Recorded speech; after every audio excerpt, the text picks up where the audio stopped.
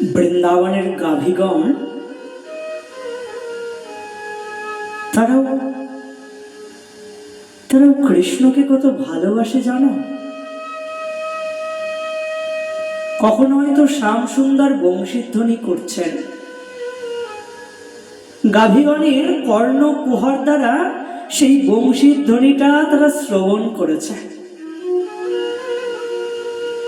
শ্রবণ করবার সঙ্গে সঙ্গে কি হয়েছে জানো, গাভীগণ হয়তো তখন ঘাস খাচ্ছিল, গাভীগণ ঘাস খাওয়া ভুলে গেলেন। ঘাস খাওয়া ভুলে গিয়ে যেদিক থেকে বংশীর ধ্বনিটা ভেসে আসছিল সেদিক পানে চেয়ে রইলেন গাভীগণ। মাথাটাকে উঁচু করে তাকিয়ে আছে। এক পক্ষ জিজ্ঞাসা করছেন, ওগো তোমরা অমন করে মাথাটাকে উঁচু করে রেখেছো যে?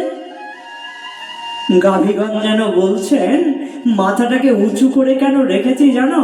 নিচু করলে রস যদি গড়িয়ে পড়ে যায়, তাই তো মাথাটাকে অমন করে উঁচু করে রেখেছি।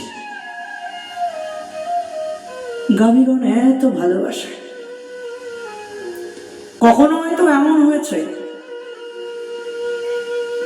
গাভীদের শিশুগুলো, বাছুরগুলো হয়তো কখনো মায়ের কাছে দুগ্ধ পান করতে এসেছে, কিন্তু হয়তো তখন দুগ্ধ ক্ষরণ হচ্ছে না,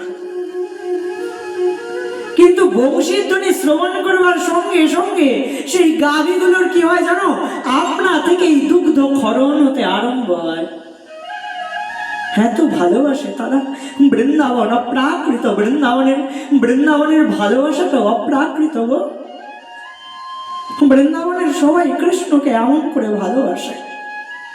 শুধু কি গাভীরাই নাকি, গাভীদের ওই সদ্যজাত যে শিশুগুলো, সেই বাছুরগুলো হয়তো মাতৃদুগ্ধ পান করছিল।